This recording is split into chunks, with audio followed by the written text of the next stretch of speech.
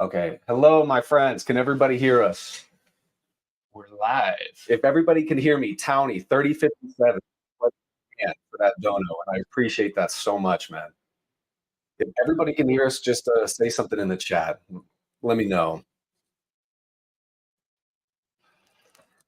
Uh-oh. I think we're good. Yes, we can hear. Good. Okay. All right, cool. Let me say it again. Townie, thank you, brother. I appreciate that a lot. Welcome, guys. This is the first live stream I have ever done. I'm here with Joey. This is his first ever public appearance, and there's 30 people here already. So coming through loud here. So thanks for being here. Joey. Yeah. Thanks for having me. This was like really crazy because so I've been here for a few days now. Mm-hmm. And you need Bruce Buffer to introduce y'all. I wish, dude. Real quick, yesterday I made Joey watch a fight night, and yes, he was craving Bruce Buffer's sweet voice and his awesome suit. But keep going. Gerb is a huge UFC fan. If you guys don't know this, it was quite wild to be on the couch with him watching it. But yeah, so after what's up, Birdie? A year of hey, Xavier, I see you there. After a year of investigating Michael Herrera's case, I'm Joeyisnotmyname on Reddit. I've been investigating this case for about a year now. Finally, for the first time, took the trip to Denver to meet up with him for the first time. And luckily, Gerb here is in the area and was gracious enough to host me. And so we've just had a packed few days, and with this live stream, what we want to do is just kind of like recap, how the last few days went, some of the things we did, and of course, talk about our experience with Michael. Yeah, and any questions you guys have, list them in the chat. We'll try and get to everything. So the story kind of went. We have been planning this trip for a couple months now. Of course, I've said this in some comments. I don't know how many people have seen this, but I've been pretty public about this. I actually got to meet Michael a couple months ago. And so I actually took him out to dinner. He's in Colorado. Y'all know I'm in Colorado. So we actually got some food. So this wasn't my first time meeting Michael, but it was Joey's. And real quick, Boxy Brown. Yes, if you see the poster in the background, my stepdad made this for me, and I love it. And Joey, on my main table, will you go grab? If you don't mind. You got from UFO sub last night from mentioning Eglin, AFB, and debunking Bob Lazar's Strange Times. Don't forget you can click on that. Clicking. We'll get to that. Joey made me this, guys. Isn't this sweet? And you know what? He didn't ask for the logo or anything to not let me know anything was up. So he made this from his own hand, which is insane. As far as getting banned for UFOs, let's Joey, can you unban this man? What is this? What is he saying? He says he got banned from UFOs for mentioning Eglin, AFB, and debunking Bob Lazar. Oh, I see. I don't know anything about that. So I'll have to look into that. Bertie wants to know what Joey thinks about Nathan. We will absolutely get to that when we kind of mention it. We'll start. So kind of the weekend on Friday, Joey was here and we met up with Michael for dinner. That's when we were originally planning to do the first live. And right after that, we've, sorry, just looking at some comments. Sorry, guys, this is my first live. So if anything's a bit sloppy, that's probably why. But Friday night, we met up with Michael for dinner. He is a business owner. So we went to one of his businesses to film an interview. And right now we have all the footage. We use 3 cameras. Joey has some incredible gear. So it's very professionally recorded. I think we got about like 4 hours of footage. I think it was less than that. I think Scallions, maybe 2.5 to 3 hours. I think of footage. But yeah, we set it up in one of his conference rooms and set up a few different angles. We have like a tight shot on Michael. Kind of felt that was important to kind of get his reaction to questions that as they were being asked to him and kind of close up. But one thing that was really cool, do you have the paper? The drawing? Yes, I do. I have it right up here. At one point, when he got to the craft, we were like, hey, can you just like draw this? And so we've got this really cool kind of sequence of him going through, kind of his memory as he's drawing this. And So I thought that was kind of neat, you know. I want to give a quick thank you to Scallions. I really appreciate that, brother.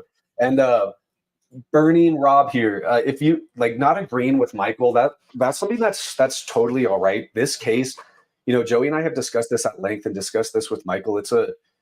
And somebody in another Discord asked a really pertinent question, like, why is it so hard for a lot of people, like including myself from the get-go? You know, my first video I made on Michael, I was super skeptical about it. You know, why is his story so hard to believe? And I totally understand a lot of the skepticism around Michael's story. It's a really weird story, especially kind of factoring in like the huge UAP and black program operators, as well as kind of being contacted by the insider and so forth. So one of the things that I wanted to do with this interview, and Joey and I had talked about this a lot, is I found in other appearances from Michael in interviews and also Nathan's appearance, there was still a lot of confusion around Michael's Indonesia case. If I remember correctly from Nathan's appearance, there was now, for people who don't know, yeah,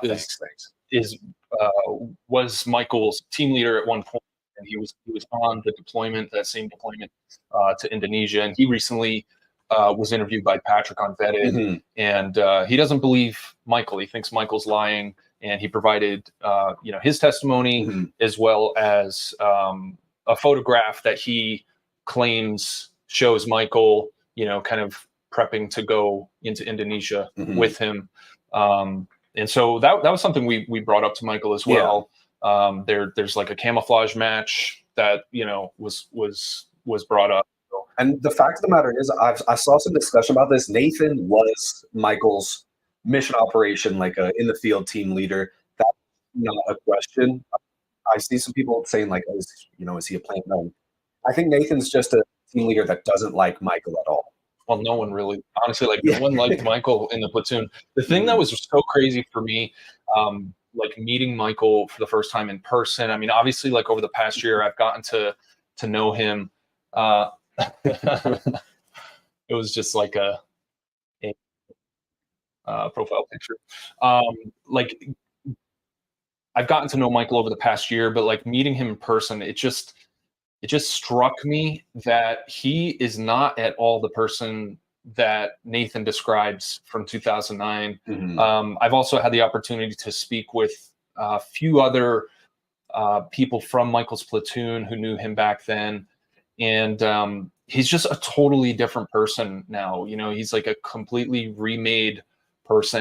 And there's some, he had some personal struggles after he got out of the Marines that you can listen to his total disclosure interview, and he kind of goes into that, and it just really makes a lot of sense. He kind of hit rock bottom and just had this, something went off in his head to like totally change his life. And I just had like a totally positive experience, like as far as his character and his mannerisms, and just like going out to eat and him being polite to the staff and just attentive, in conversation and stuff like that.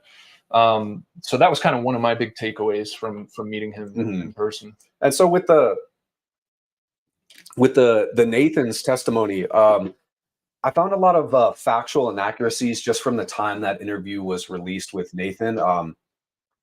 Both Vetted and Nathan were kind of pressing that this mission happened at night. It was like some secret night mission. That wasn't anything Michael had ever said. He'd always said this was a daytime mission. They said similar to the AARO historical report, this had to do with extraterrestrials and aliens. It did not. I had a couple other issues, but just overall, like I agree with some of the cases. There's some of the claims that Nathan was a little dismissive. Michael. He clearly does not like Michael. Kind of talking about how Michael would spend hours in the gym and just was a weirdo, would take walks by himself. So for this interview, we really wanted to nail down a lot.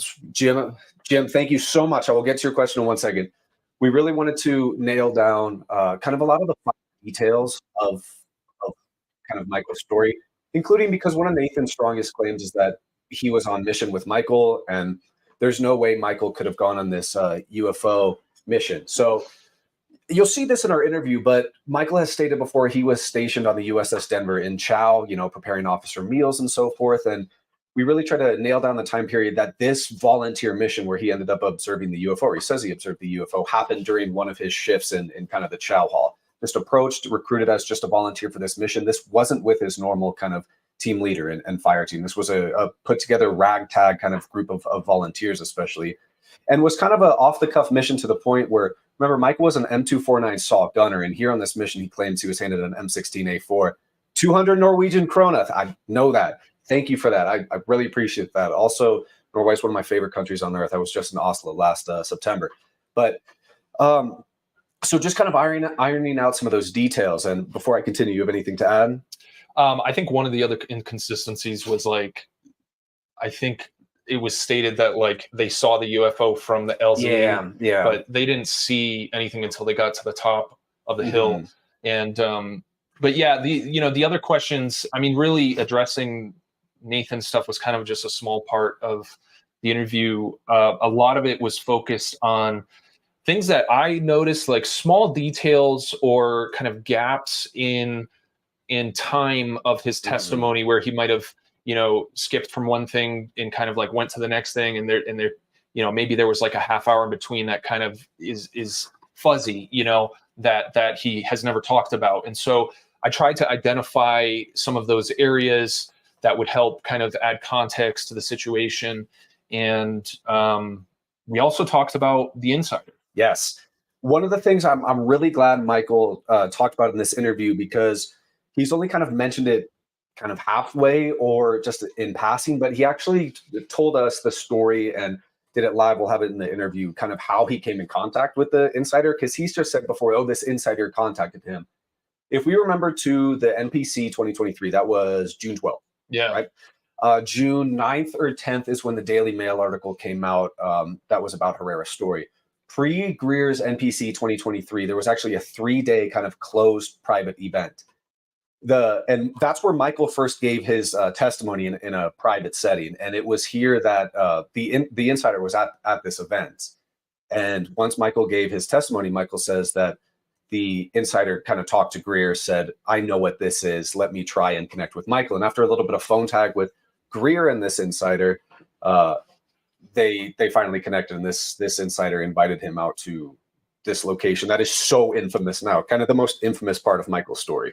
Yeah. And for me, like, so you guys have to understand, like, when this was all unfolding, I was in direct contact with Michael last year, so leading up to Michael.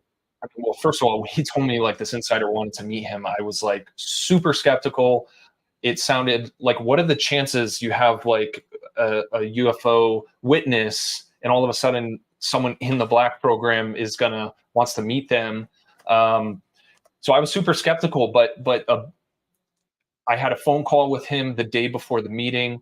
That phone call has since we've published that on the video that you and I did together a few months back. You can kind of hear a clip of that video, but in it you can see, like, I was given certain details about the location and timing of that meeting, and ultimately I was able to obtain some evidence that proved Michael was on a specific helicopter. And so I was able to track that helicopter without Michael's knowledge, and I could see exactly where that helicopter went that day. I didn't tell Michael about this, right at the start. Once he got back, I spoke with him and said, started asking him some questions, and asked him like, what time does he remember them taking off, stuff like that. And just like everything was lining up.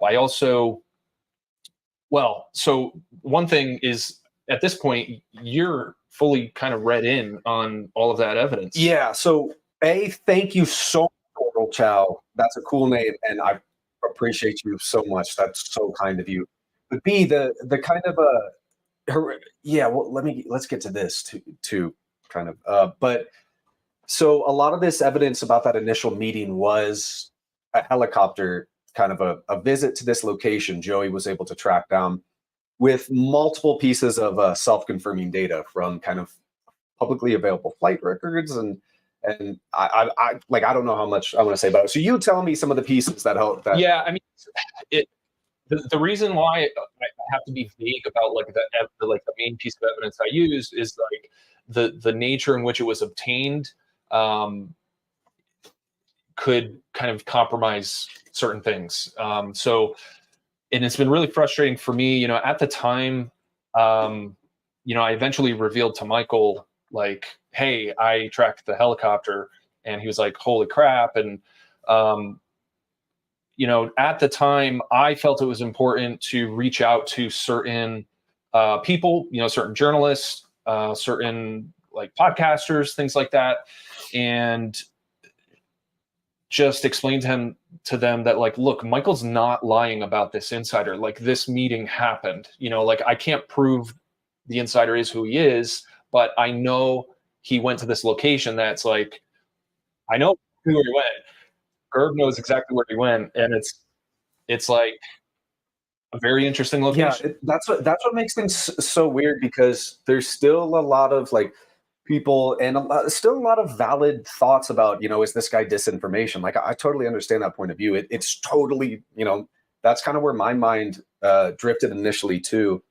Puzzled helicopter, but Joey also What's the question? Helicopter equals insider. Okay, can you name the location? Burning Rob. I cannot. That's not my location. So, today. well, let me address this question here. So, I'm not.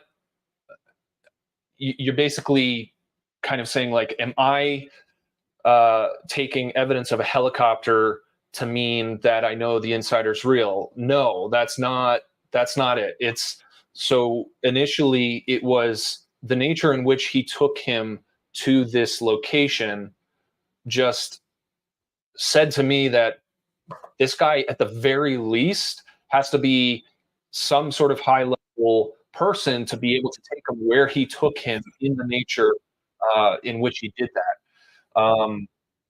But now we have like third party corroboration Yeah, of this insider from multiple very trusted people. yeah. Kind of along the lines of that. If you guys watched my Witnesses One video with the story of MS, when I'm talking about Dugway, and I linked that YouTube video that's kind of talking about Area 51 stuff being moved to Dugway or Wiener. Let me get to that in 1 second. But thank you so much. But in that documentary I linked, it shows like random citizens pulling up to Dugway, right? Which is, this location's not Dugway, but random citizens being pulled up to Dugway, getting approached by men at arms, being held at gunpoint, being approached by Apache helicopters. If this was just some random dude taking Michael to this location, they would have been pulled up on and probably detained, because it's not a Starbucks, right? Like, he didn't get flown a helicopter to a Starbucks or something like that. Real fast, before we keep talking about that, Ort Wiener, no, I have not heard back from TV. I will probably not be talking to him again unless he becomes a public person. But yeah, I will probably just let him. I don't really want to infringe on his privacy anymore. But keep going. Yeah. So when I started reaching out to these different, you know, journalists and podcasters who, you know, and I just wanted to say, like, Michael's not lying about this one thing, because I felt like it would just elevate, you know, kind of like the base level of trust, instead of just kind of, you know, just, you know, interviewing him or talking to him without having that information. Now, unfortunately, I had to censor kind of key parts of that evidence when I was doing these calls with these people. Most of them, there's a couple I did share the full evidence, and they were able to verify it and know the location.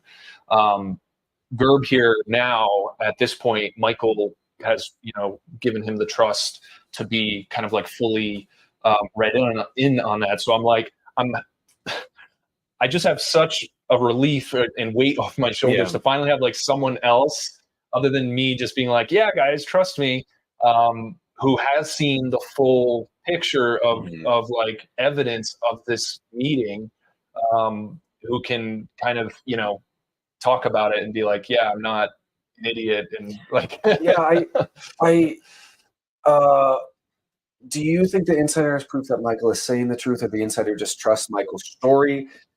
Michael has said that the reason he was taken to this location is because the insider told him he would be shown proof to corroborate his story. And I think that's probably like a pretty fair guess to say that some elements of Michael's story he felt were corroborated. Birdie, I do want to tell you this insider. I do not think it's Tim Taylor. Yeah. So, well, just if I could address this question too, I think 100% the insider knows Michael's telling the truth. Like if the insider is who he says he is, like just logically, it doesn't make sense if he didn't believe him. Mm-hmm. And the whole thing is like the insider allegedly, is familiar with these types of operations, and that was, one of the reasons why he wanted to, build a relationship with Michael. And actually, this was one of the questions I had during the interview with Michael. Mm-hmm. Was like, why did he need or want you to kind of have this relationship mm-hmm. and stuff? And so Michael kind of goes into that, and it makes a lot of sense in my opinion. Mm-hmm.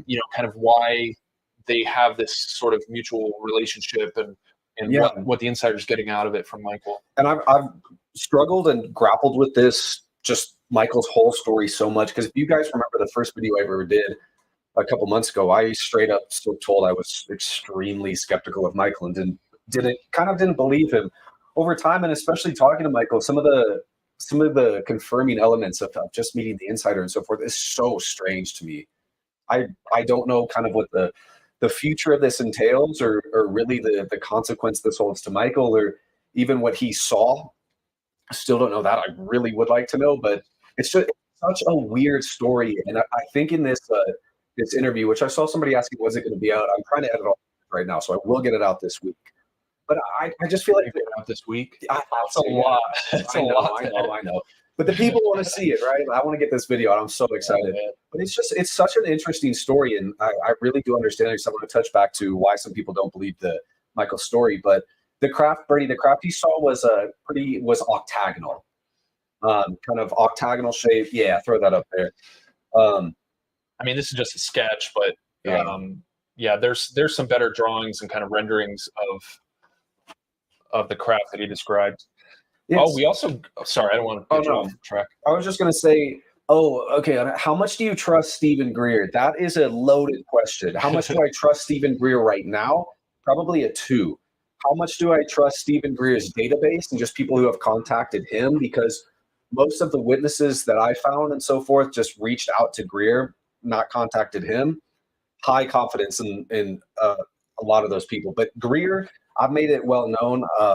Maybe I haven't seen it for myself, so I don't know if the CE5 is legit or anything like that. I don't know. That's weird. That's kind of strange to me. But I don't think. I think Greer's got a huge ego. I think he just kind of wants to possess his own witnesses. For example, Michael talked. I think this was on the Total Disclosure podcast.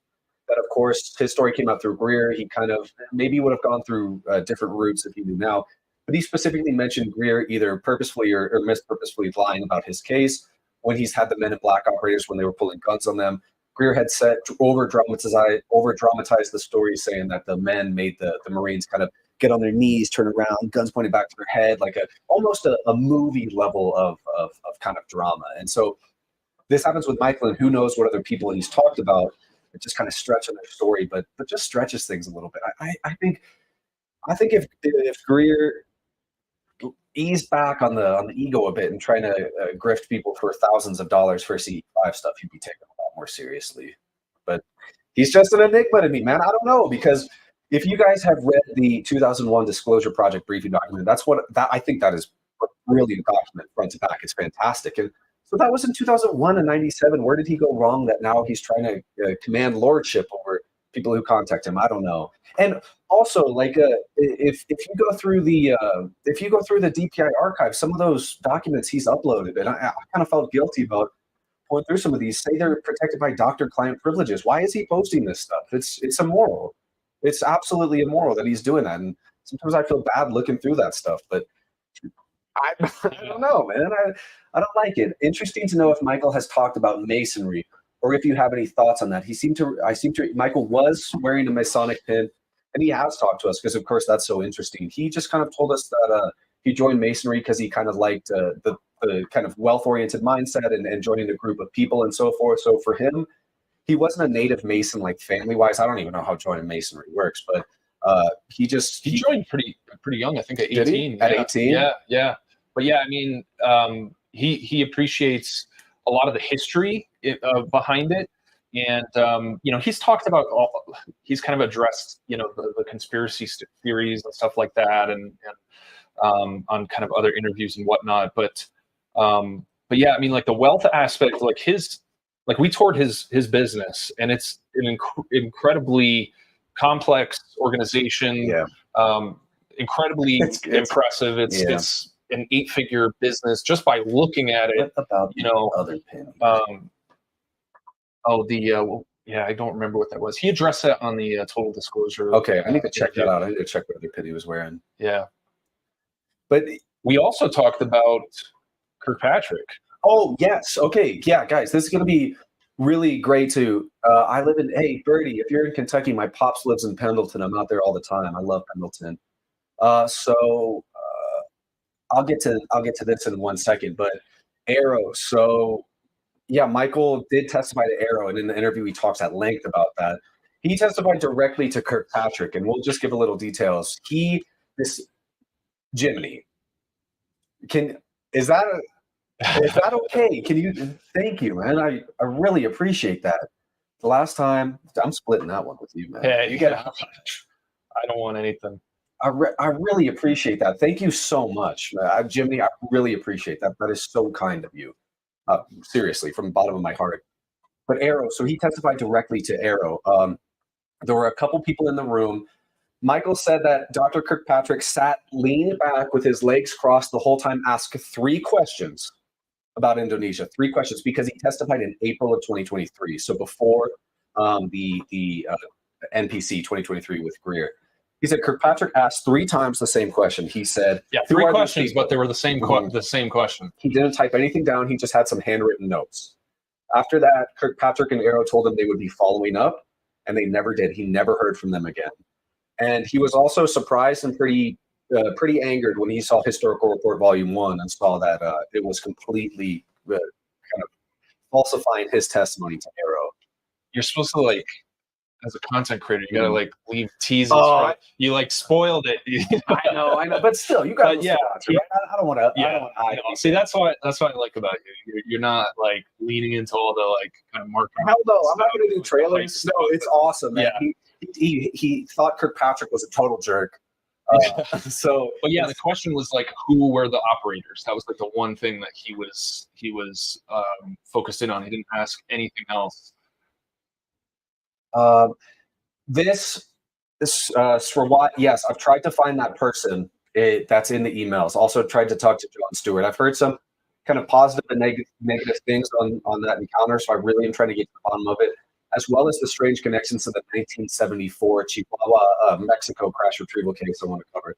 That occurred in Cayome, Mexico in 1974. Supposedly a crash, UAP at Disc, collided with a small Cessna airplane. Mexican authorities retrieved the craft. United States kind of insurgency team killed those people and took the craft. So that's all I know about that. I no data or anything to back that up now, but I will cover that case. Birdie, yes. If you've seen the Disclosure Project and you've seen witness A, B, or BA, I can't remember which. I'm trying to find that person. They said he was Boeing and Lockheed Skunk. So I'm trying to track down who that person is. I know his name because it's actually listed, not redacted in the Greer files, which is crazy because if you read the Disclosure Project, it says AH, that's the name, AH, but in the Greer witness list, his name's unredacted. So I won't hide that. If somebody beats me to finding him, fair play. But yeah, I'm trying to track down that guy. I have a friend of a friend whose father's management skunk works in the mid-2000s. Bernie Rob, if he wants to talk about UAP, tell him to contact me, please. Yeah, it's been so cool to just kind of shadow over Gerb these past few days. I mean, I think within the span of a few days, you've made 2 new contacts. Yeah, have had conversations with some witnesses. it's incredible. Like the hustle behind here is just it's really cool to see. Yeah, so I might mention this in another video, but if you guys are watching, I would like to tell you about something that I found. Another one of Greer's witnesses I made contact with, this guy's actually a PhD professor at a university, completely vetted his credentials. Not a first-hand encounter, a second-hand encounter. But let me tell you about the second-hand encounter. I have no more data on it than just speaking to this gentleman the other day.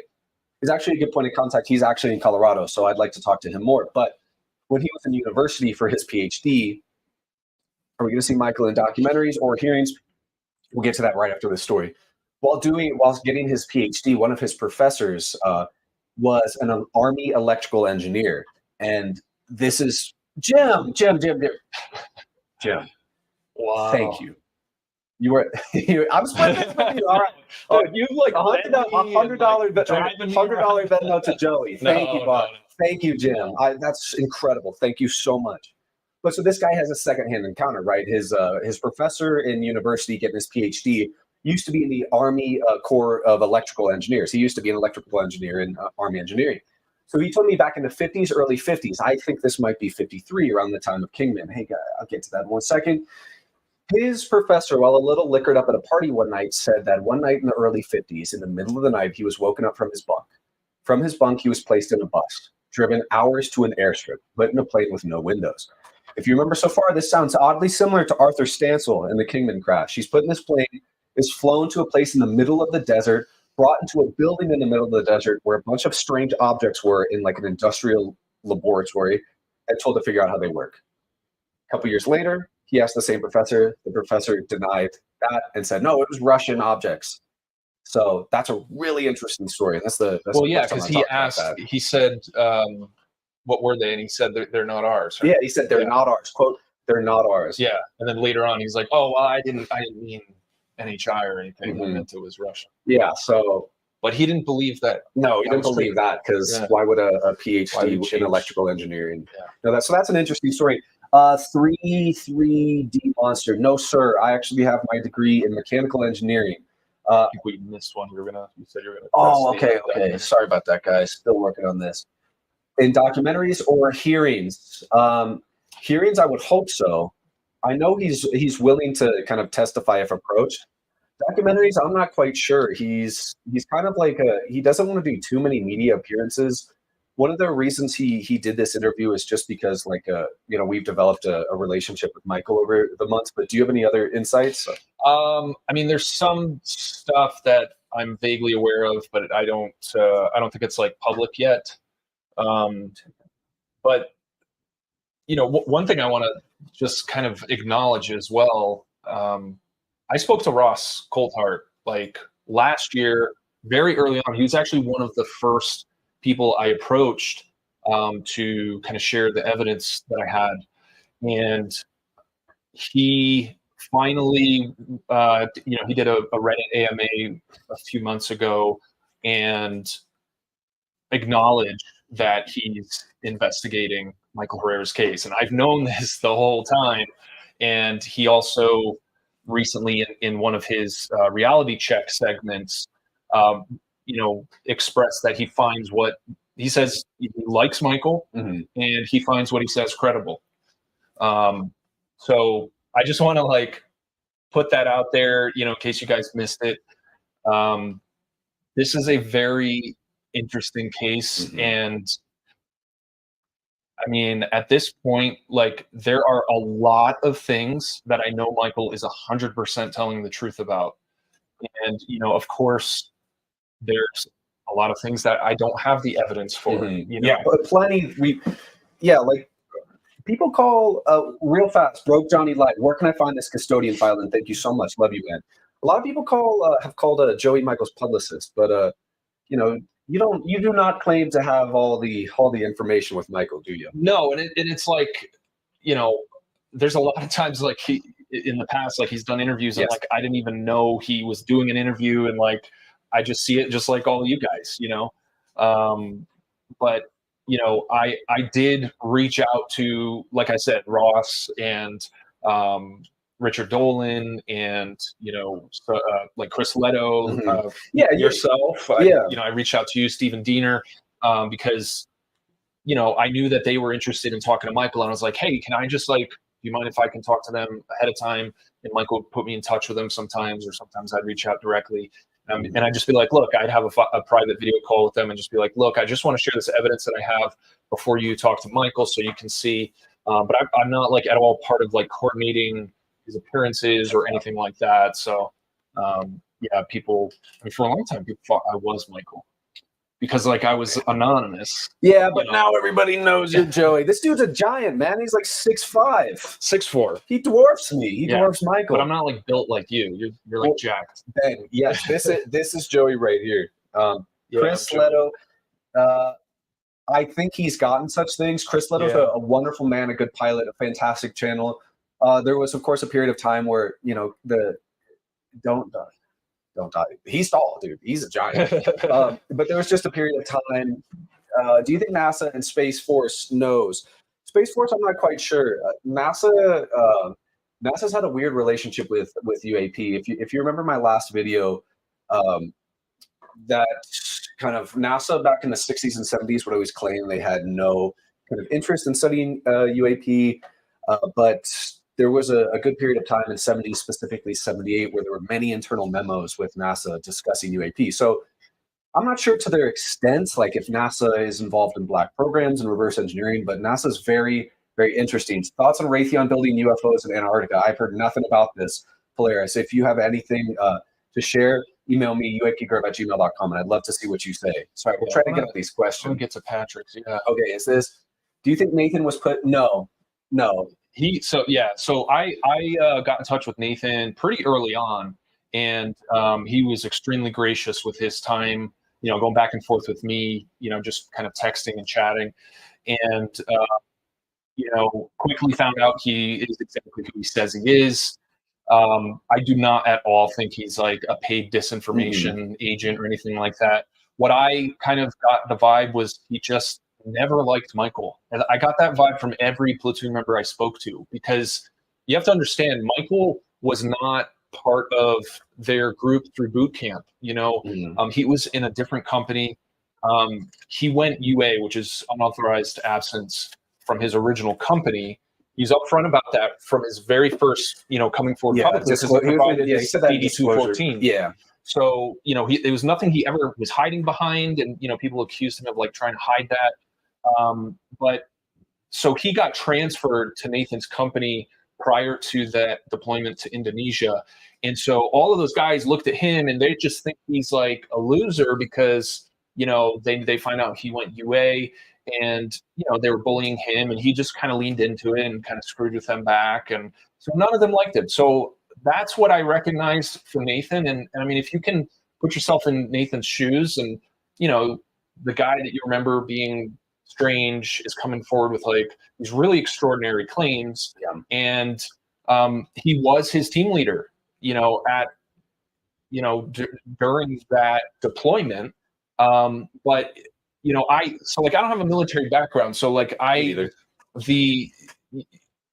if Michael has said from his first, testimony, that the mission he was on was a volunteer pick of people from different squads.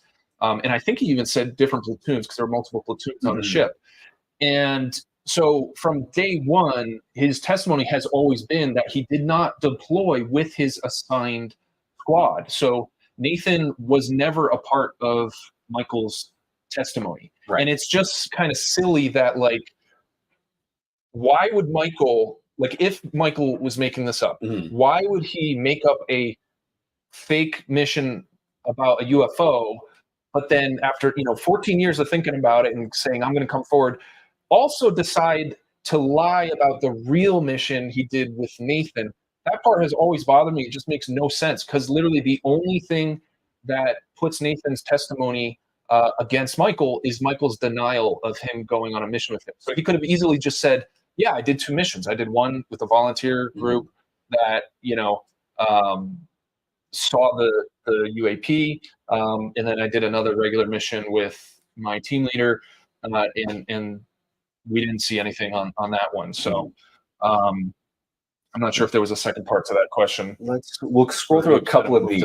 Will be Milo. Thank you so much. I really appreciate it. If you got any questions, I will get to them right away. Sorry, we're trying to scroll through these questions, and I see you, Anonymous. What you mean? Let us know what you think. Why you're saying, "Trust me, bro," with a million claims and no evidence, because I understand how you feel, but I'd like to hear how you think.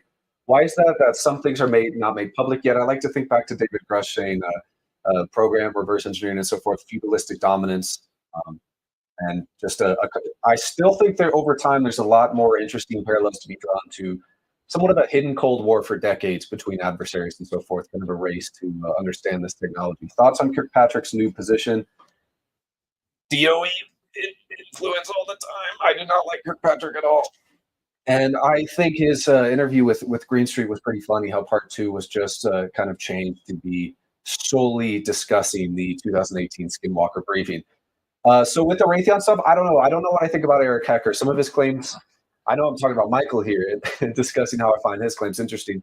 The neutrino detector, that's a little bit hard to believe that the neutrino detector is like a kind of like a weather weapon. I need to do more studying until I have a and just to touch on the why things aren't public yet. I mean, the group that Michael is working with this insider, they're pro disclosure. Like, this was the whole reason they connected with Michael.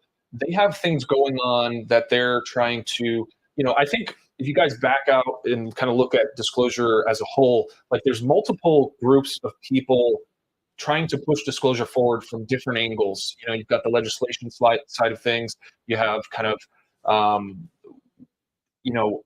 intelligence community insiders who weren't read into the program, but kind of have an idea that there's something going on, and they're kind of pushing things forward to try to get things. And you have people in the program who just can't become public about it because they have, families and they're at risk. And I think what we're hearing, not just from Michael, but from other sources, is that there needs to be more kind of whistleblower protection. Yeah, something I experienced outright with TB, in this is kind of aligns with the whistleblower protection. Is part of the reason I don't think he wanted to come forward with Greer is, having his name public, he will still lose his pension completely. The guy's got a family to provide for and so forth, but his pension will be completely gone, never get another job in government. So more whistleblower protections need to be in place, and kind of look what how some whistleblowers have been treated a little bit.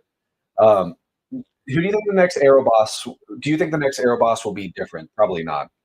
I think AARO's rotten from the inside out, man. But I'd love to be proven wrong. I think there needs to be a large internal investigation into AARO. Let's see what. Thank you so much, Broke Johnny Live. That's your second cash donation. I really appreciate you. We do not need any person can film these in 4K. Yeah, footage is a weird one to me, because as we saw in Vetted yesterday, there was that dude at MUFON who presented that crash retrieval program, crash retrieval photo. And it's just like footage is really hard to kind of authenticate or completely disprove. And at this point, for me, like in my private research, just studying footage is not enough. That's why I try and talk to all these people. I really just want to speak to people and so forth.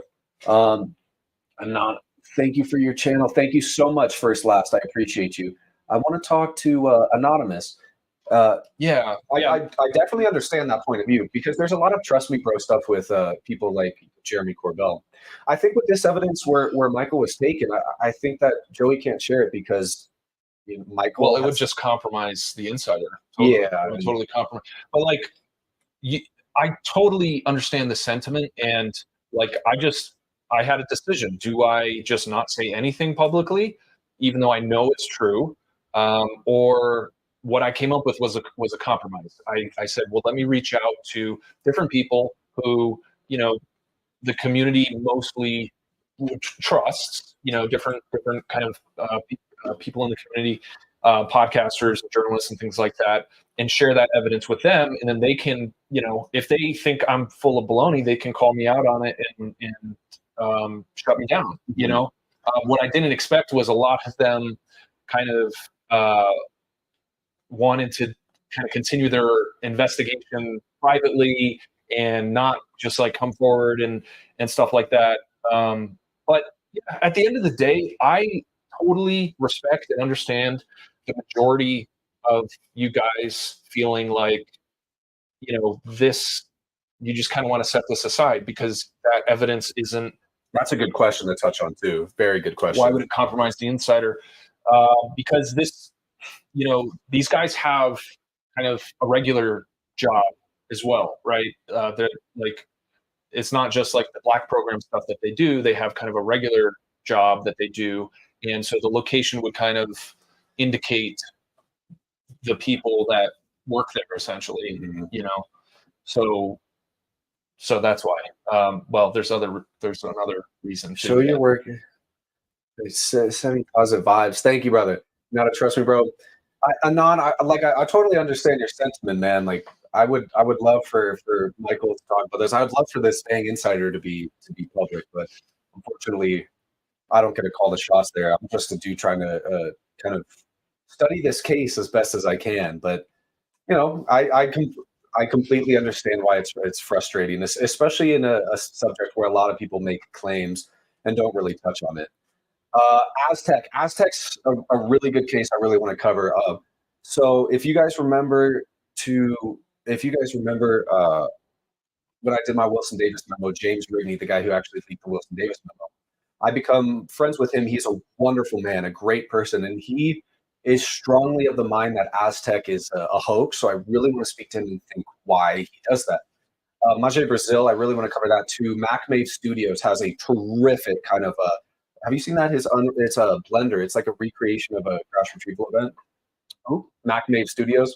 Oh, yes. It's super good. It's awesome. Yeah, it is really good. Yeah. I wish more people would be public, man. Have you verified the guy that? Yeah, so this was the second part of your question, Patrick, okay. that I slipped off. I don't want to go too far into this because I don't know how much everyone's comfortable. So to a certain extent, I'll say that I have verified the person who sent the text, kind of claiming that. So the context is Michael actually called. Actually, this is good to explain because people don't know the context. So Michael called one of the 5 Marines who witnessed this event with him to see if they'd be willing to kind of come forward with him and be public. And he left a message, and the guy replied later. I think it was several days later with the text message, and that's why. So like I posted the text message. I had seen the message like months and months prior, and I talked to Michael about it. I was like, hey, do you think I could post the actual screenshot of the message? And I censored out like the messages above, and people were like, why did we want to see what was asked and all that. The reason why it was censored is the text messages above were from like weeks prior, months prior. Michael had called him, left a message, but then this person responded via text. So hopefully that kind of explains it a little bit more. But yeah, I'll just leave it there for now because like Michael says, like none of the guys that he witnessed this with want anything to do with this. Like you've got to remember, like they all signed NDAs threatening their lives and jail time and all of that. And Michael kind of violated that NDA by coming forward. Mm-hmm. So I don't want to do anything at all to kind of make them upset, and it's just something I'm kind of setting aside for now. Any notable cases in Louisiana? Probably closest I know is Cape Girardeau, 1941, and that's a really interesting case. Let's try to get some of these thoughts on Brandon Fugel and Travis Taylor. I don't have many thoughts or opinions on Brandon Fugel, to be honest. I do think it's kind of weird he never followed up with Green Street about the Sean Kirkpatrick thing, but I don't have many thoughts. Or Travis Taylor's the dude on Skinwalker Ranch, right? Travis Taylor, yeah. I don't know. I've never watched Skinwalker Ranch. Any TV show, whether it's Ghost Hunters or any reality. I mean, he's show. had other. Oh, okay. Because he has a PhD, man. Yeah, he's been involved with UAP. Phil Snyder's claims are strange. Joel Say is weird too. I'm really interested in Tums lately. An interesting kind of piece on that, I don't think it's in print anymore, is UFO Highway ebook. If you get in contact with me, I'll send that to you because it's really interesting. I, for one, am very confused about the Nazca bodies. I expect them to go. There's a website on this I want you to check out. Let me pull that up. Um, Sorry, let me pull this up. If you're watching, if you're interested in the bodies, it's called crap. It's called the-alien-project.com.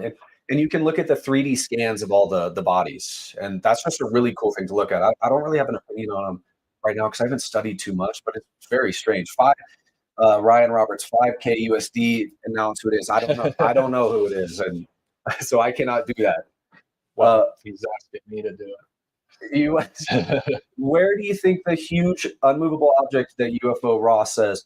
I have heard rumors that this is Pine Gap, Australia, and I think that's probably like a pretty interesting place. I know TB said Seoul, South Korea, and I know there's a pretty good Reddit investigation in South Korea, but I'm not 100% sure if that's accurate. Recommendations on how to really dig into this? Yes, dude.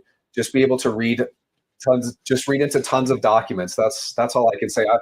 The way I started this was I'm just a normal dude. I'm kind of an idiot. I like to get punched in the face for fun. I just read a lot and try. Yeah, speaking of jujitsu. Yeah, I try and catalog everything I could do. Am I drinking sauce by the bottle? I do not. Soy sauce. This is kombucha. It's really good, by the way. Yes, sir. I would love to. Gerb, can we get you cloned? Dude, no, I'm not giving you my DNA. That'd be weird to say clone. It'd probably be pretty annoying to hang out with a clone of me. I'm sorry, guys. I'm trying to look through. Yeah, Xavier, that good shout on the Travis Taylor. Yeah, thoughts UAP Task Force. He was on UAP Task Force. I completely agree with that. That's something that TD commented on in his emails, specifically university affiliated research centers. I still need to do some digging there, but I think that there's some interesting things there. Taylor was also on UAPTF. Yeah, I'm sorry I didn't mention that, guys. Thanks both of you for bringing that up. I like of course, Malmstrom's pretty interesting, but there's of course some controversy there. I like Monop AFB. I like nuclear base incursion. One of my favorite stories is Bob Jacobs. Of course, that's a dummy warhead, but you're familiar with Bob Jacobs, right? Yeah. I love that story. Jesus, all this. Okay, come on, man. Bring up those new MUFON photos. Yeah, we kind of touched on it a little bit. The photos are interesting, of course, but I can't I don't know. I don't know what to say. It's just a photo that, and I think the dude on the live just wanted to flash up for a second and bring it down. I don't know. It's a weird photo. I can't really say anything more than strange. Yeah, this is really interesting. Lou Elizondo and Stephen G being at odds with each other. Greer said that the 2004 Nimitz Tic Tacs are man-made ARBs and calls Lou a disinformation agent. Lou has basically called Greer a fraud. So the whole thing with Green Street and Lou, I think you guys will probably think is super interesting. Like I find that super interesting. There is a strange absence of kind of documents around Lou and ATIP, but I think Lou is a fantastic person. He seems like he wants disclosure, and I'm actually kind of excited for his book. Yeah, you getting this book? I got it. So, yeah, okay. Hey, this is a good point, man. So what we kind of talked about earlier when I brought up the 1974 Chihuahua incident, this is in Cayome, the same region where this black site occurs. So we're talking about the Sentinels of Ether. Yeah, Sentinels of Ether with 2004 JSOC. The insider is kind of having produced and is going through DOPSR review right now, and so it takes place in this. So I have a little conspiracy theory that I'm trying to look through, that this 1974 Cayome case with the American operators taking down the Mexican military retrieval team is the case referenced in Sentinels of Ether. I need to keep looking at that, but that's something I need to keep going through. Has Michael received? Yeah, he's talked about this kind of a lot. In terms of, he said his father has been threatened, and he says he's seen curious kind of flyovers of helicopters almost circling, strafing his place of work, and so forth. You want to touch on that before I get to this next question? No, that's all right. All right. Contact, arrival, or interstellar? That's a tough question, man, but I got to go with interstellar. Time and No Time for Caution, or No Time for Caution is one of the best film songs of all time. You've seen Interstellar, I would say right? Interstellar too. Yeah, the scores amazing too. It's so good. Interstellar's a fan. All of these are great movies, especially Contact. That's severely underrated with Jodie Foster. You've seen that, right? I don't think I have actually. Oh man, you gotta see it. Yeah, That's any idea why JSOC is coming up in hearings? Yes, because if this insider is telling the truth and he's not just a disinfo guy and he's trying to disseminate information through Sentinels of Ether, there's a reason why he's bringing up JSOC. I just don't understand The Sentinels of Ether. no, the disinfo angle. Yeah, with Michael, and it just I don't I also don't get the like. What's the logic, guys? Like, tell me what the logic is. Like, Michael came forward. Most people didn't believe him, and so why would there be like? What's the agenda? I don't get it. You know, like I just don't understand. And I mean, at this point, I'm like so confident that this guy is who he says he is for a variety of reasons. I mean, I don't have like definitive proof because that would be me going to that black site and seeing it for myself. And obviously I didn't do that. So like, I'm like a couple steps removed from that, I guess. Django. Much love, man. And that's a really cute guinea pig. Do you see that guinea pig? Oh my God. Yeah. Thank you so much. I really appreciate that. If non-disclosure, if non-human intelligence exists, do you think the government would officially say it? No, I don't. I don't know how many elements in government officially know this. I like to look back to the early 1950s. This is something I just talked about in the infographics video too, within Truman and Eisenhower, and kind of the heavy possibility of kind of U.S. government elements losing track of the UAP situation at that time. If we look back to the 40s and 50s, you have scientists like Herman Alberth and so forth who were talking and actually making flight measurements and estimates of UAP flight characteristics. So back at this time, it was pretty well thought out to be non-human intelligence and flying saucers and so forth. So I think this is going to be done by the people, or hopefully, and I hope this, people in programs that Grush has talked about, some of his 40 witnesses. These people need to start testifying. Yeah, it's an annoying bit of silence. What do you think of Charles Hall? That name sounds familiar, but I can't remember. Do you know Charles Hall? No. So Dueling Groks, if you could tell me best favorite UFO photo. My profile picture, 2006 or 2007, Wisconsin. There's a series of two of them. I love this image. I look at it and just something kind of makes me feel a little scared inside. What do you say? I don't really have a favorite, but I can respect why you feel like that's really compelling. It's a great series of images. Yeah. I'll provide on my community notes there's a good kind of story in the summary of the people who took the photos and so forth, and there's two cases of it. Really interesting. Would like to hear your research on Valiant Thor. Somebody was talking about Valiant Thor in the Twitter space the other day. That's when I messaged you and I said, these guys are talking about Valiant Thor. Yeah. I first heard about Valiant. It was Jason Sands. It was Sands? Yeah, he was on a live. He was on a X Space rather. Okay, Valiant Thor, for any of you who don't know, Valiant Thor is like a supposed Venusian extraterrestrial that came down in the, I think, Eisenhower administration and basically worked in the Pentagon. I first heard about this on a podcast called Mysterious Universe. It's a really good podcast. It's a little tongue-in-cheek, a little silly. If any of you guys have heard that, I absolutely love that podcast.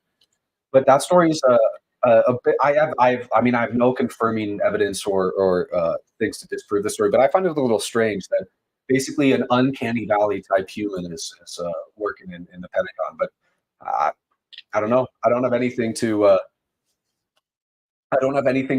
debunk that story, but I do find it a little strange. Let's keep seeing. I do agree with what DeLon said on Steve-O's pod about Valiant Thor. I don't know what he said, so if you know what he said, please let me know. Ross Coldhart said in his psionic. So the psionic in the I think that was in the AMA. Like what's one word everyone should be looking into to kind of push things forward or learn more about what's going on. He said psionic, and from my perspective, that is a 100% direct reference to Michael's testimony. Relaying information from the insider. Okay, that's my opinion, and I'll just repeat that Ross is actively investigating Michael's case and finds him incredible. I'll say that I have not talked to Ross, especially about Michael. So like, I can't add anything there. I would love to speak to Ross, but no, I haven't. I know you've talked to Ross, but I have not. Yeah. I have not spoken Yeah. to Ross. So I mean, I could be wrong, but like that word for me, the first I never heard psionic until Michael brought it up, and Yeah, that was like a big part of the whole thing with. I think I first heard about like psionic stuff back in like 20. I can't remember the 2020s when those supposed ATIP slides leaked from Chris Mellon's personal website. I think it's slide 9, which talks like what's considered like the phenomena is now considered quantum physics, and talk about kind of a consciousness affecting of being in proximity to UAP and so forth. So that is super, super interesting. I don't know, because I'm not a psychic. Yeah. If I was, I'd make better YouTube videos, but I'm not a psychic. I don't know anybody that's psychic. So that, of course, is one of the toughest things for me to wrap my head around.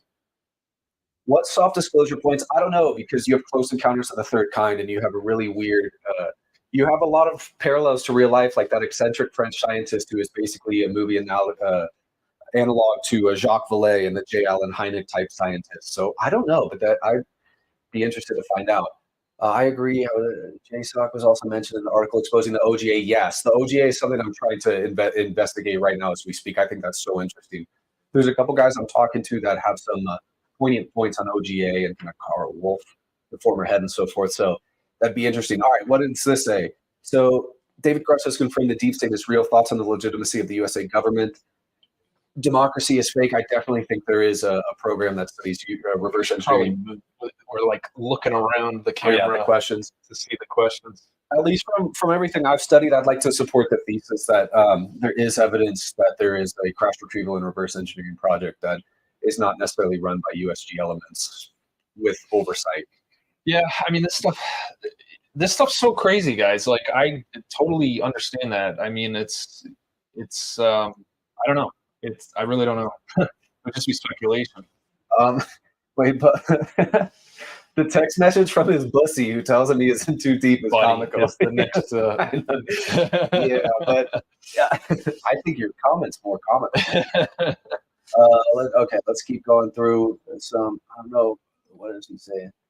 I don't know if I consider Herrera disinfo, but to play devil's advocate, there would definitely be value in elevating false whistleblowers to discredit people indirectly, the whole prospect. Yeah, totally agree. And I even think at the 2023, there's some kind of a little bit of false whistleblowers and so forth. One thing I don't understand, like, people kind of call this a Doty Benowitz situation. And the thing I don't understand about that at all is, Benowitz didn't have the same type of experience that Herrera did. Benowitz intercepted communications, if I'm correct. Yeah, I think it was near Mount Rainier. No, that's Kenneth Arnold, near a kind of like a plateau. He thought he was intercepting like communications between NHI. Extraterrestrial and like humans. And so Doty came in and like supported that idea and like egged it on. This is like the opposite. Like, Michael saw anti-gravity craft, it flew off. There's like no mistaking what his testimony is from his perspective. So it makes no sense if Michael was making this up. How could an insider come in and like egg him on about it and be like, "Oh yeah, I saw the operation you stumbled upon"? If Michael knows he's making it up, he would know the insider is lying to him about, knowing what operation he stumbled upon. So I just don't even see the logic of how that would work. So I kind of find that comparison a little silly. Yeah, I do too. Let's scroll, keep going through. Sorry, we're trying to get through all these. Whack-a-mex, much love, brother. Thank you. What do you think about the idea of agreements with NHI? It's really interesting. David Grush has commented on that as pretty much fact. One of the things that I remember is, I think it's 1954, Holloman Air Force Base landing with Eisenhower coming down to contact extraterrestrials and making some agreement with them. There's stories that this is to allow extraterrestrials to do abductions and so forth. And there's some Greer has some interesting whistleblowers in his log that have talked about observing like the 54 Holloman landing. What these agreements could be, why these agreements are with people that live in this continent and not others, or if Russia's going to come out and say that Russia, China has their own agreements. I don't know. I find it really interesting, but I struggle a lot to think what those agreements could be. Why would an NHI species need to make agreements with humans? Yeah, I mean, it's like a lot of speculation. I really don't know. Yeah, speculation, and there's some pretty interesting stories around there, but I really hope we can get to the bottom of that or hear more from Grush because I know I nothing mean, he more. alluded to it. No. He said in a Ross Goldhart interview in the first one, the News Nation one. Yeah. Ross says something like, "An agreements have been made with NHI," and Grush says, "Yeah." Yeah. So I don't know. Wait, is that the Joey? Yes, this is the Joey, man. This is Joey. It's not my name. I mean, my name's not Joey, but I am Joey. It's not my name. Quitter. Yeah, I struggle with this every day. The abduction psionic ET communication is the hardest part for me to kind of wrap my head around. Yeah, and like honestly, guys, I don't.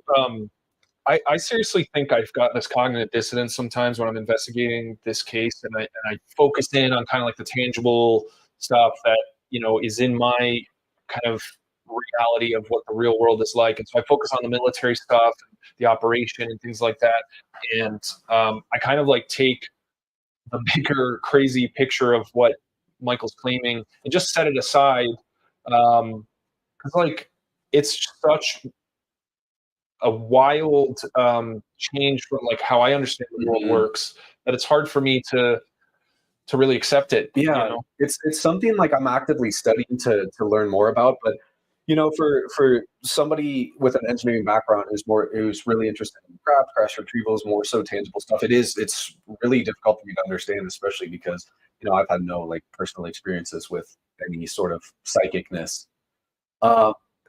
Laxative pain is out of play on Max Payne. Thank you so much. Just dropping. Oh yeah, Max Payne right in the. Oh hey, that was a good game. Yeah, Max Payne 3 is goated on. I played the OG one. Max Payne's sick.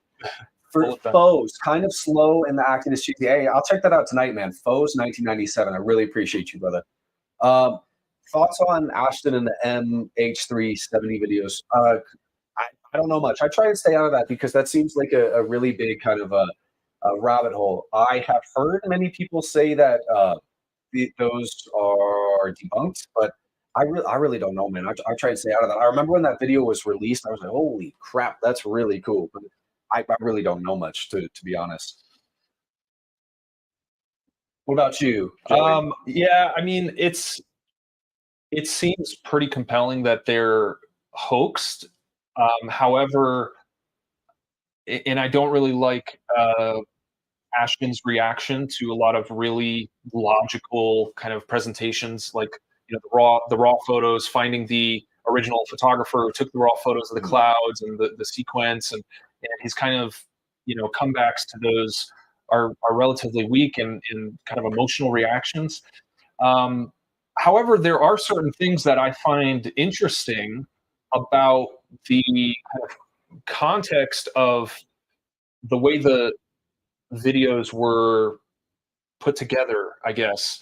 And it makes me almost wonder if maybe they are hoaxed, but maybe they were hoaxed by a high level, like a government, not just a single person, not just like a random dude like in his basement, but like maybe this was a kind of official like project to put this out for some sort of reason, because there's things about the specific satellite that was supposedly taking the images that like how would the person know this within the time frame, and just like the alignment of a lot of different things. And so there's a lot of I haven't gone too deep into it. I've really just focused on Herrera's case, but and I don't like how Ashton is handling a lot of the criticisms and stuff.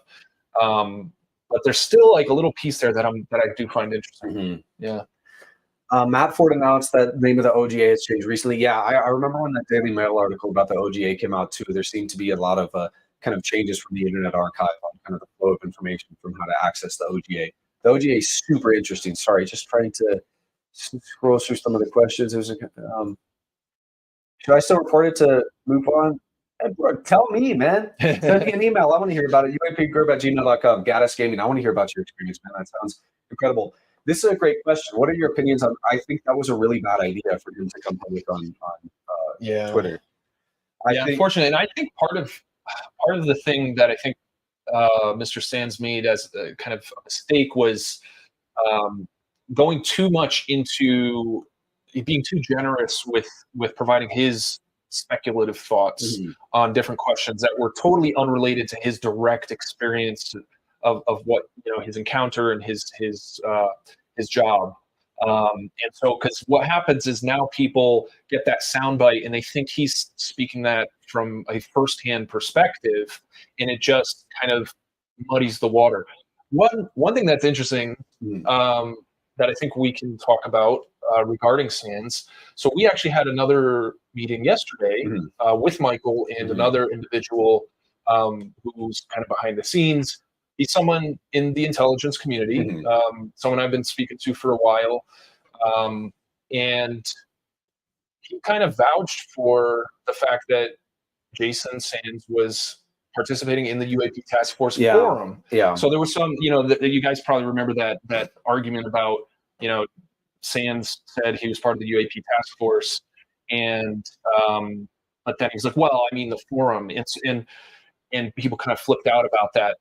But from what this IC person that we saw yesterday kind of explained to us was like, that's kind of how it was. There was like the UAP Task Force forum was kind of this. It's essentially like a collaborative platform that's behind a top secret clearance, but it's accessible to a wide range of intelligence community individuals. And so what was happening was people who were officially part of the UAP task force might reach out to someone in the NGA or something and be like, oh, have you guys seen this or that? And people who had a personal interest in UAP could just jump in there and kind of be like on the side, do a little bit of research and give it to the task force. And so it was kind of the way I kind of understand it is you kind of felt like you were part of the UAP task force if you were kind of just part of that group. It's kind of like if you're on a Discord chat, you would say oh yeah, I'm part of that group. Yeah. If you're So the way we heard is you participated in kind of this forum, so forth, kind of contributed to the UAP task force, and that's when he told the story. And kind of a lot of really interesting people kind of find Sands credible or think he's just a fantastic person and they have wonderful things to say about him. I mean, his character alone, I've only heard very positive things about his character. So I think it's just kind of the way he decided to come forward, just had him come forward on the wrong foot. And and again, for me personally, I feel like it's important for whistleblowers, especially when they first come forward, stick to your direct experiences. Yeah, let people know when you're speculating. Yeah, or just be like, I don't want to go there. Just to cement in people's minds, this is their direct experience. Sorry, you're trying to hammer through all these questions, and I'm you're expanding good. On. That's kind of that's what we did with our Michael. How much further? What time do you want to go to? Okay, we'll go to 5:20. So 8 minutes, guys. Then we got to hop off. All right. So we'll do some questions. But for our interview with Michael, we try to make sure that that every time he was speculating about something, he made it clear. Just because we want to kind of hammer down his case from his words. So let's get through these. We'll stay on for a little bit more. Troll Mama, thank you so much, and I like that little beaver running through. I really appreciate you. Above Black by Dan Sherman. I was told to read this yesterday, so I'm going to be reading that and kind of I'll check in, let you know what I think. I think that's my next read. Please look into Jason Sands a little deeper. Yes, I'm currently trying to get in contact with Sands to speak to him. I really want to talk to him. I think this was a response to the question on the guy saying he was playing devil's advocate about Michael and the fake or purposeful disinformation. I don't think necessarily an example of elevated false whistleblower narratives. Yeah, suspicions about Jason Sands, especially with how he came forward, right? This dude pops up on a Twitter space, and especially when he kind of has an idea and runs with it. So, I really wish our first introduction with him was the James Fox interview. Or just some other interview.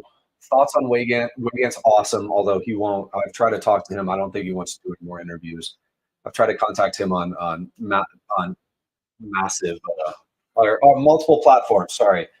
You can't discredit the legitimate witnesses and whistleblowers coming down the pipe. You can preemptively discredit the idea of a UFO whistleblower. If you're talking about Sands there, I'm not shutting down Sands. I kind of need to talk to him personally before I can form a full opinion, just because of how strange his coming out was on Twitter and so forth. There's a lot of messiness there and a lot of murky waters, because I know there's been a lot of discussion around him and so forth. Is there any evidence at all for abductions being real? I don't know. I don't know, man. We were talking about the Travis Walton case today, and neither of us really know what to think about that. I don't know. I try and stay a little away from abductions a little bit because I know it's kind of pretty murky. Yeah, so we'll keep going. Why, assuming NHI is a biological life form, why would anything more powerful than us? I don't know. I don't. It's an interesting question, right? Like, especially so many hypotheses as to why NHI are here and interacting or not interacting with us. This new hypothesis for one. I just think it's that's a great question. It looks like Anonymous is leaving us, gang. I'm sorry, man. I'm sorry I disappointed you, dude. Without disclosing names or locations, can Joey explain? Yeah, you talked about that earlier, right? Yeah, it's main. It started from a piece of evidence that, and I was able to corroborate it with multiple public sources, data sources. And I mean, at this point, I've said, like, I've tracked the helicopter, so like I was able to figure out the exact helicopter that he was on, and he flew to this location. And so naturally, anyone, if you know a specific aircraft, you can go and look on flight radar and see where it went at a certain time. And so that was my initial thing that was like, holy crap, but even after that, now at this point, it's just, there's no doubt whatsoever. My issue with Greer, yeah, I completely agree with that. He tried, what I've noticed and possibly heard is that when he has a witness, he tries to claim them as his own so he can be the central figure and central point of contact for everything. Troll Mama, I think there's plenty of people investigating. There's a lot of really good channels on YouTube. A lot of great people. I mean, my butthole is your butthole, Ashton. What the heck? You didn't hear about that one? No, that was. Jeez, we don't need to go into it. It was his like little logic litmus test that he was talking about the FX effect that was on. How does that have to do with investigating the? Because he thinks like all explosions have like the same pattern. So he's like, you have a butthole, I have a butthole, but my butthole's not your butthole. It was just so. Right, if you want people to take this seriously, why would technology so over our heads? Yeah, I like to think back to the if we were to give a smartphone to the ancient Romans or a nuclear bomb to people in the Victorian era. Interesting question. I believe so. It looks like a lot of people are kind of commenting or talking about psionics. So a lot of people are kind of open to this idea, reading more, paying attention more. That's something that I need to educate myself more on. Yeah, there was actually a couple of people have asked this elsewhere, but Michael had alluded to last year. Actually, he was going to be kind of going out and meeting the insider again and seeing like a demonstration of one of these psionics, kind of attracting, calling a craft or something like that. Mm-hmm. That was supposed to happen last year. That fell through. Things are kind of up in the air about that right now. It makes sense. I understand why. I can't really talk about why, but at this point, I honestly don't even think that would be even something that, because I was kind of nervous about it to begin with, because like what, even if he could like videotape that or something, is it just going to be three? Is it just going to be three lights in the sky? Yeah, and I was kind of like, I don't know if that's even going to be a good thing to do. And so there's other things that are kind of trying to be put together in the background that I think are going to be a better path forward to help support disclosure. I'll say that much. Let's keep going. So that might still happen. It's just I don't know when. Thank you, brother. I appreciate the help. Samuel Fredette. That's a cool profile picture. I've not read Trinity. I've heard a little bit of a Dean Johnson kind of trying to discredit that case because I know Jacques Vallée has worked on it. So or kind of worked on that case. So I need to educate myself a little more on that. And I would like to read Trinity, and I would like to read what Dean Johnson says. Gary Nolan worked on a project for CIA, someone we trust. I don't know. Gary Nolan seems to be I know nothing like a negative or anything about Gary Nolan. Seems like an interesting dude, kind of pushing for disclosure. I hope his head's in the right place. But I heard about that CIA project. Yeah, I haven't heard about that either. But okay, bro, Sans is legit. If you listen to his interview, he's very reserved and is afraid to speak more. Yes, that's why I want to talk to Sans, because there's so much kind of drama and controversy around him online and kind of social media spaces. but I want to talk to him and hear his story from his words. But he still said 20 and back. Yeah, I remember like back in like 2016 or so, I heard that first dude. That's a cute cat, by the way.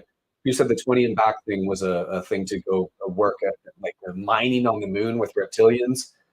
That requires some extraordinary proof for that. So that is something a bit strange. All right, let's get through these, then we'll start wrapping up. Eminent domain. I don't think eminent domain will ever happen. There's also other people we've talked to, not like whistleblowers or anything, just guys with interesting backgrounds that also don't think that happened. Does private aerospace have legal rights to exploit technology despite potential illegal technology transfers? Yeah, I think probably what David Grush says is pretty interesting. It has a lot to it, that a lot of technology is specifically crafted, stored in private domain to avoid any sort of kind of eminent domain grab or any sort of access to this craft, keep things off books and projects and so forth. You have anything to add? Go ahead. Okay, sorry, man. Just trying to get. I just joined. Wasn't Joey supposed to be anonymous? Yes, he was, but this is Joey now. Well, it's like I was never like supposed to. It's like if you do you have a Reddit account? Are you anonymous on Reddit? Yeah, me too. So like I got into this whole thing, and I was just like, that just kind of maintained, and then it got to a point where everyone was like, "Why are you anonymous?" And it's like, well, I don't know, and you know, things were getting. I didn't know how much danger I was putting myself in, and I think at this point, the kind of secret stuff that I knew that I was kind of nervous about having and wanted to remain honest about, Michael has talked about now. So I feel a lot more comfortable kind of at least showing my face. And so I decided to do that just so, because I feel like the longer I kind of remain completely in the shadows, like the worse it's going to get. And it's like, it really wasn't a big deal to begin with. And that's just fine. All right, let's get through these. Hill's abduction case. That is a super interesting case. I think I did that in the first ever Iceberg video. Betty and Barney Hill's granddaughter is a UFC fighter, Angela Hill. She talked about that on JRE once. That was pretty interesting. I like that case. That's a really interesting thing. Monster Hunter, love you. For me, Travis Walton and the Pasagola, sorry, you guys know I can't pronounce anything, are plenty of evidence that NHI abductions are a real phenomenon. The thing with me is I kind of need to sit down and do like a full investigation for myself to reach any sort of conclusion. Like I like to sit through, read multiple books, kind of weigh things and really sit down. And abductions is one thing I really haven't given a ton of time or focus to. What about you, Joey? Yeah, I mean, guys, I'm not Gerb. Gerb's like researching like all these different cases and stuff. Like I'm just like a normal dude. I was like a regular, like just a random Redditor guy, and like the Herrera case, just somehow I got wrapped up into it, and like that's kind of what I've been focusing on, and you know, so I'd love to sometime in the future like make a website with all my documents as a repository, because I have so dang many, and you know, like I in all the show notes I always put the documents and stuff I lead to, but I'd love like a central database of everything there. Yeah, Forgotten Languages is super interesting. I first read that in the anonymous briefing document for Congress in 2023. The Forgotten Languages thing is sweet. There's this really cool group of people, some great people that did a deep dive into Forgotten Languages. I need to kind of get educated from them. Are you going back to the 1933 case? I'd like to, after those recent release of RS-33 documents. Big on the crypto-terrestrial hypothesis. That's super interesting too. I like to visit that. Trinity case is weak. Yeah, well, I need to study that as well. I hear you, not Joey. Yeah, not Joey. yeah. Sorry, but who was sued? Oh, brother. If you've seen any of my videos, I'm Gert. This is Joey. Joey's not my name on Reddit. Sorry, man. I'm Gert. I guess. Okay, let's see. Can't wait for the Obama movie. Yeah, that's weird. The Obama movie about the Hill case. The Hill. Yeah, Betty Barney Hill. Yeah. Harry. Hey, look at that dog. That's a very cute dog. True nuts and bolts. I don't know. I got to study anything else. And Harry, thank you so much for both of this. I'd like to say as kind of like but this is a great point. If abductions are logical, if we visit another planet, we would sample the flora and fauna. Absolutely. Absolutely. That's why it's not something to just throw away, but needs to be kind of investigated. I would like to say for this live, you know, we didn't really know what to expect. We just kind of wanted to talk about Michael and so forth. And you guys came with so many awesome questions. Like this was actually really fun. So, you know, if you guys would like to do some more lives or see something like that, would you want to do some more? Maybe a live a week? You know, maybe? so it's like, all right, I have a ton of respect for what you do. Mm-hmm. I have been so apprehensive about like becoming a content creator because it's you're very vulnerable because if you talk about or investigate a case that you like and you put some credibility into it and then like later it turns out to be a complete It's my butt on the line. it's kind of like that's now attached to you, and I'm like so afraid to do that. And like this community can be very toxic, but like I gotta say, like your followers are so kind great. to you. I think they recognize like the amount of work you put into the cases that you create videos on and stuff. And also, if I'm ever really like needed hoodwinked or anything like that, and the case turns out to be false, I'll come out and say it. Like, if I'm wrong about something, I'll totally do it. I would like to, because that helps disclosure, right?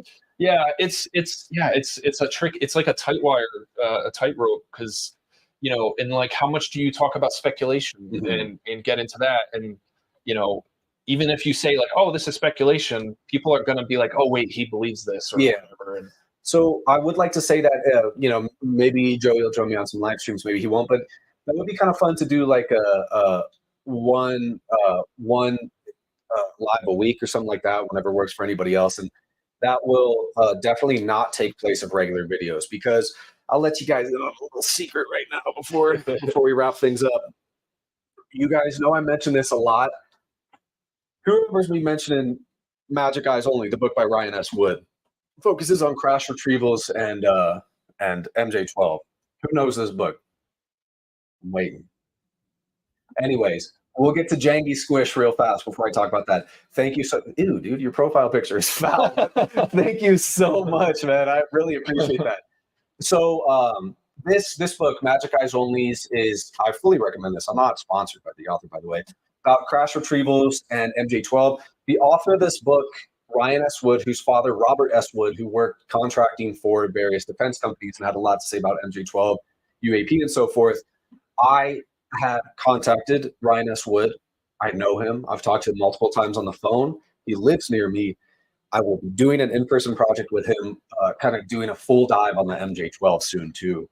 And I cannot wait for that, man. That's going to be an awesome case, because the MJ12 is so complex. Like I can't have like a pea brain like myself understand everything right away. So something with Ryan S. Wood is going to be really great. Yeah, so it's really cool. We'll do more lives if you guys want. And should I keep? You got to invite the author on the show. Yes. No. So you remember the interview I had with Joey about Michael? I plan to do a documentary interview with him where he and I have a full conversation, but spliced throughout the conversation is different studies and anecdotes and relevant documents and kind of relevant pathways to go down. Not just he and I sitting. Hold on, man. Nobody's selling nothing here, bro. Nobody's selling nothing. But for that video with Ryan S. Wood, kind of sit down with him, do an in-person video recording, and kind of make that into a documentary. Yeah, but awesome. Yeah, I'll do another one of these soon, guys. And if you want, do you keep live streams up? Yeah. All right. Yeah, people will watch them, right? Thank you guys so much for joining. I really appreciate every single one of your views. Like, we got like 140 viewers, which is crazy, man. I love Zambia too. I've never been, but I've only been to Morocco. So he's done a lot of traveling. I'd like to do some more, man. The lady with you guys. Just not gonna read it. Yeah, but thank you guys so much for tuning in. I really appreciate it. I really appreciate all the good questions. Yeah, this was awesome, and I appreciate you hosting me here and having these few days together. It's been awesome. So we'll have the Herrera video up as soon as possible, the interview, and I'm super excited to see what you guys think, because I'd like to open up some more discussion about that. All right, peace. All right, thanks, gang.